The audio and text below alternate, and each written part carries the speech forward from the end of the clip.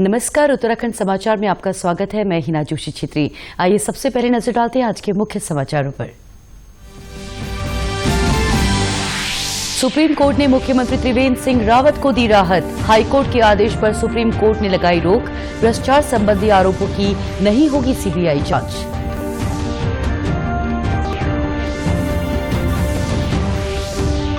त्योहारों के मद्देनजर मुख्यमंत्री ने अधिकारियों को दिए कोविड-19 रोकथाम के लिए सजग रहने के निर्देश। कहा, जन जागरूकता के साथ मास्क, सैनिटाइजर और सोशल डिस्टेंसिंग का हो पालन। प्रदेश में 2 नवंबर से स्कूलों में लगेगी 10वीं और 12वीं की कक्षाएं। सरकार के फैसले के बाद स्कूल ने तेज की तैयारियां। कोरोना के मद्देनजर 2 पालियों में संचालित की जाएंगी कक्षाएं।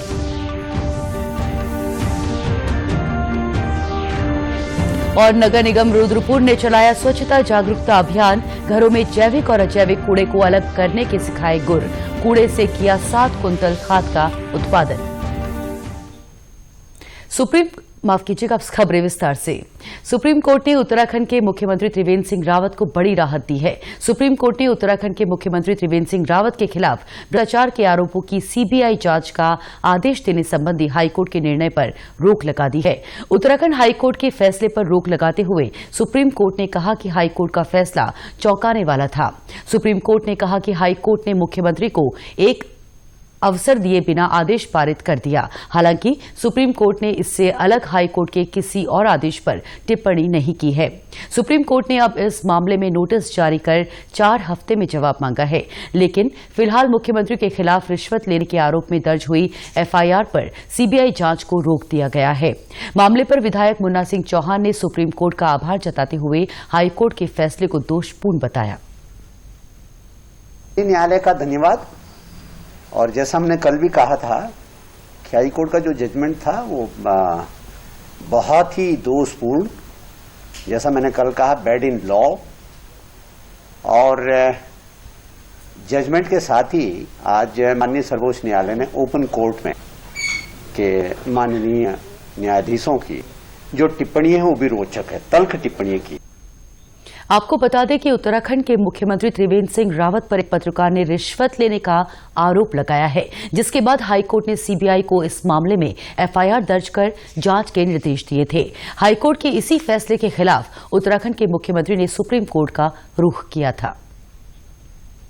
त्योहार के मद्देनजर मुख्यमंत्री त्रिवेंद्र सिंह रावत ने सचिवालय में कोविड-19 पर प्रभावी नियंत्रण के लिए अधिकारियों को और सजग रहने के निर्देश दिए। इसके लिए मास्क के उपयोग, सोशल डिस्टेंसिंग और विभिन्न माध्यमों से जागरूकता कार्यक्रम चलाए जाने पर जोर दिया गया। मुख्यमंत्री ने कहा कि स्वास्थ्य विभाग, प्रशासन, पुलिस और अन्य विभागों के बेहतर तालमेल से कोविड पर नियंत्रण के प्रभाव दिखाई दे रहे हैं, लेकिन इस तरह की सतर्कता को लगातार बनाए रखना होगा। उन्होंने कहा कि बाहर से आने वाले पर्यटकों को मास्क और सोशल डिस्टेंसिंग के लिए जागरूक करने के साथ ही उनके साथ शालीनता से व्यवहार रखा जाए। मुख्यमंत्री ने कोविड से बचाव के लिए अनुशासित तरीके से पैदल मार्च कर जन जागरूकता अभियान चलाए जाने की बात कही, जिसमें वर्दीधारी पुलिस, वन विभाग के अलावा मीडिया, सामाजिक संगठनों, कर्मचारी संगठनों, छात्र संगठनों, महिला समूहों, किसान संगठनों और कोविड विनर्स के माध्यम से पैदल मार्च निकाला जाए। मुख्यमंत्री ने कहा कि 2 नवंबर से 10वीं और 12वीं की कक्षाएं स्कूलों में शुरू होंगी, जिसको देखते हुए प्रधानाचार्य, शिक्षक और कर्मचारी स्कूलों में सोशल डिस्टेंसिंग के साथ मास्क की अनिवार्यता का अनुपालन करना सुनिश्चित करें।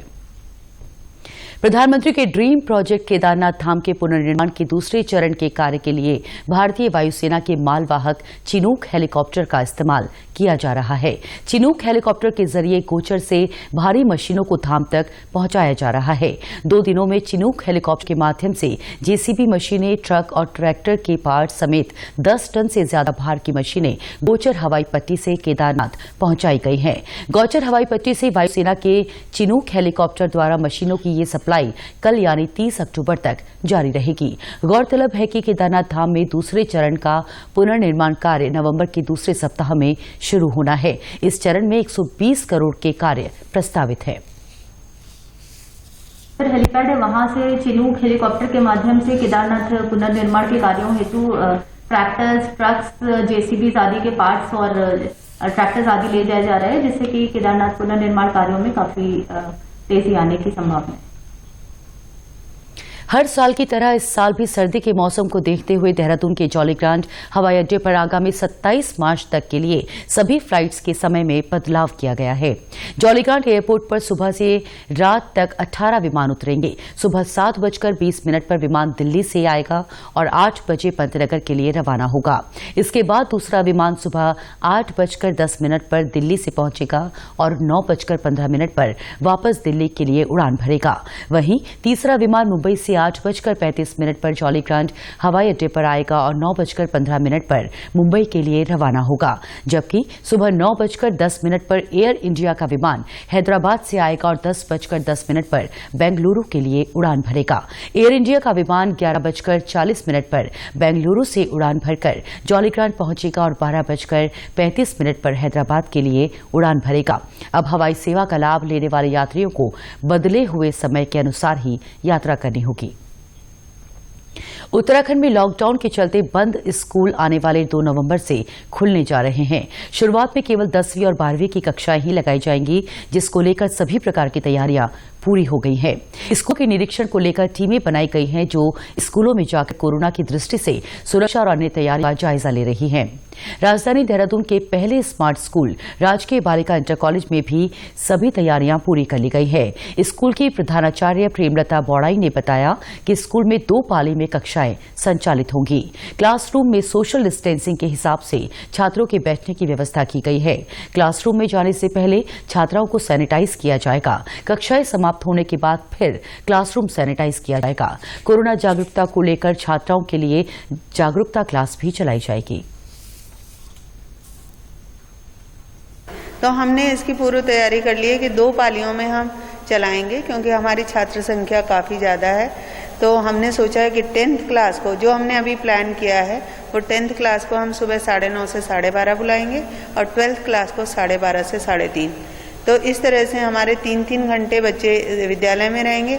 तो हमारे सारे सब्जेक्ट तो कवर नहीं हो पाएंगे, लेकिन 4 सब्जेक्ट हमारे एक दिन में कवर हो सकते हैं।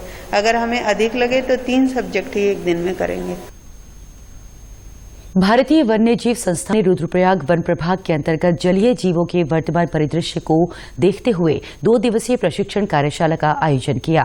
कार्यशाला का मुख्य उद्देश्य वर्तमान में तमाम आधुनिक गतिविधियों से जलीय जीवों पर पड़ने वाले दुष्प्रभावों से अवगत कराने के साथ ही इसके समाधान के लिए भावी रणनीति बनाना था। भारतीय वन्य जीव संस्थान की ओर से आई वैज्ञानिकों की टीम ने रुद्रप्रयाग वन प्रभाग के संबंधित क्षेत्रों का भ्रमण कर पाया कि क्षेत्र में प्राकृतिक आपदाओं, अवैध खनन, निर्माण कार्यों से जलीय जीवों पर भारी दुष्प्रभाव पड़ा है, जिस कारण कई जलीय प्रजाति विलुप्त हो गई हैं। इस प्रशिक्षण का एक मुख्य उद्देश्य ये भी था कि जो हमारी जलीय प्रजाति हैं, जो मछलियों की प्रजातियां हैं, जो नदी किनारे पाए जाने वाले अन्य वनस्पति जंतु हैं, उन पे आजकल के जो परिदृश्य में क्या क्या जो दुष्प्रभाव पड़ रहे हैं, चाहे वो जलवायु परिवर्तन की वजह से हो, चाहे वो इन घाटियों में हो रहे निर्माण कार्यों और निर्माण कार्यों से जो उत्सर्जित मलबा होता है उनसे हो, चाहे वो जो अवैध खनन कई जगह जो रेत और बजरी का किया जाता है उनसे हो। तो इन सभी मुद्दों पे जो एक्सपर्ट्स थे उनके द्वारा बहुत अच्छी वैज्ञानिक उस पर जो है जानकारी दी गई। इस प्रशिक्षण में रुद्रप्रयाग वन प्रभाग के 40 वन दरोगा और वन आरक्षियों को उनके द्वारा जो मछलियों की विभिन्न प्रजातियां जो अलकनंदा और मंदाकिनी नदी में पाई जाती हैं उनके बारे में जानकारी दी गई। साथ ही साथ जो नदियों के किनारे जो वनस्पतियां और जीव जंतु होते हैं तो उनके बारे में भी प्रशिक्षण में उनको जो है जानकारी दी गई। स्वच्छ भारत मिशन के तहत नगर निगम रुद्रपुर में साथी समूह के सदस्यों ने हर रविवार सरकारी कॉलोनियों में जाकर लोगों को सूखे और गीले कूड़े के प्रति जागरूक करने का बीड़ा उठाया है। मुख्य नगर आयुक्त रिंकू बिष्ट ने बताया कि जैविक कूड़े से जहां खाद बनाई जा रही है तो वहीं अजैविक कूड़े को नगर निगम द्वारा रिसाइकलिंग के लिए भेज दिया जाता है। कूड़े से बनी खाद को भी लोगों को इन कॉलोनी में ही बांटा जा रहा है ताकि लोग इसका उपयोग अपने घरों के किचन गार्डन में कर सके। नगर निगम के इस पहल से अब तक 7 कुंतल से अधिक जैविक खाद का उत्पादन किया जा चुका है। नगर निगम रुद्रपुर द्वारा स्वच्छ भारत मिशन के तहत हमारी नगर निगम की टीम और हमारी ब्रांड एम्बेसडर नीलम कोहली और इनके सहयोगियों के सहयोग से सरकारी कॉलोनियों में हमने जो पिटें बना रखी हैं उसमें लोगों को इस बात में जागरूक किया जा रहा है कि उनके जो घरों का जैविक अपशिष्ट निकल रहा है उसको वो अलग रखेंगे और जो अजैविक अपशिष्ट है, जो ठोस अपशिष्ट है, उसको अलग अलग पृथक्करण करेंगे और जैविक अपशिष्ट को कंपोस्ट पिट में के अपनी क्यारियों में, अपने गमलों में, अपने स्वयं के उपयोग में वो यूज में लाएंगे।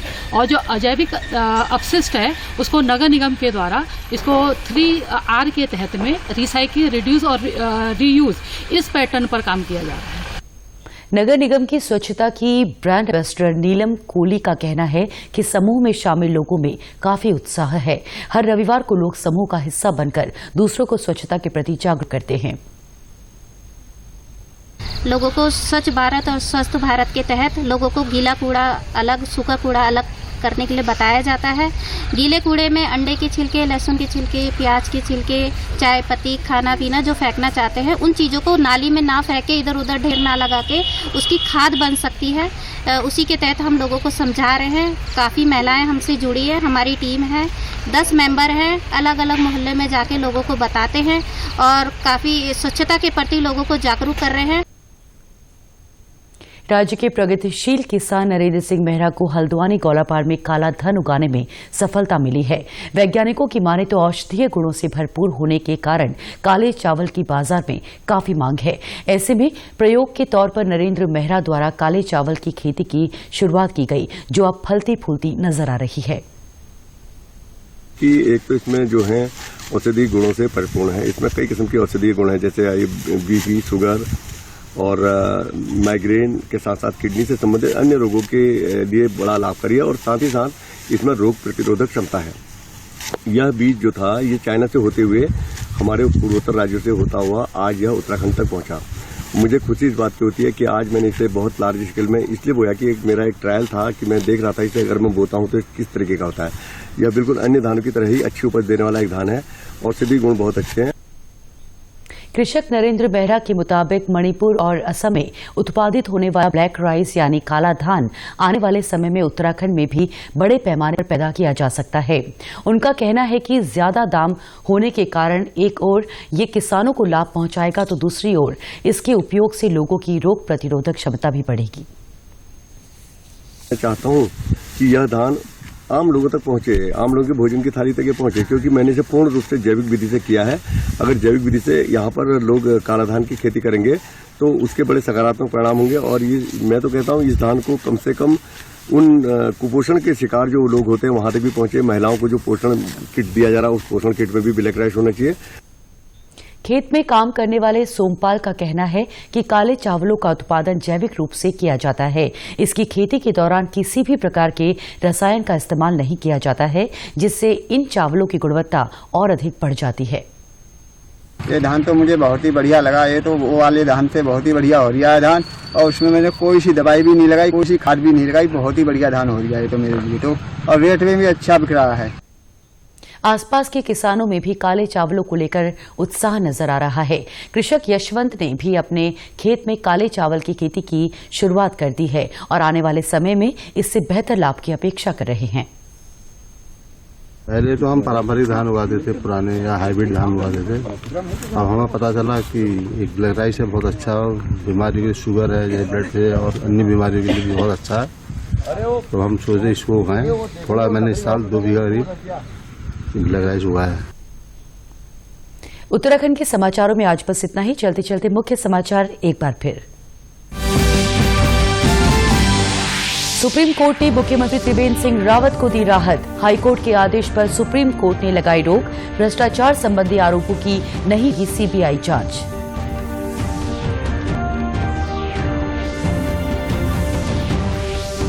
त्योहारों के मद्देनजर मुख्यमंत्री ने अधिकारियों को दिए कोविड-19 रोकथाम के लिए सजग रहने के निर्देश। कहा, जन जागरूकता के साथ मास्क, सैनिटाइजर और सोशल डिस्टेंसिंग का हो पालन।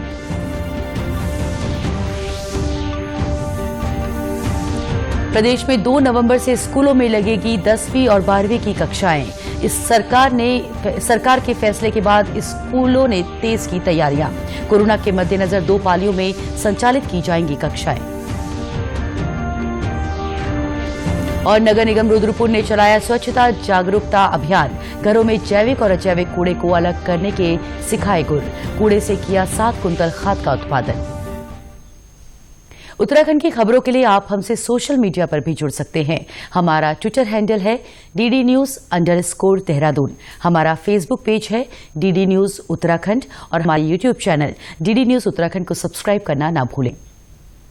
कोरोना संक्रमण से बचने के लिए मास्क अनिवार्य रूप से और सही ढंग से प्रयोग करें। साथ ही सामाजिक दूरी का ख्याल रखें, नियमित रूप से हाथ धोएं और याद रखें, कोरोना को हराना है, मास्क जरूर लगाना है। नमस्कार।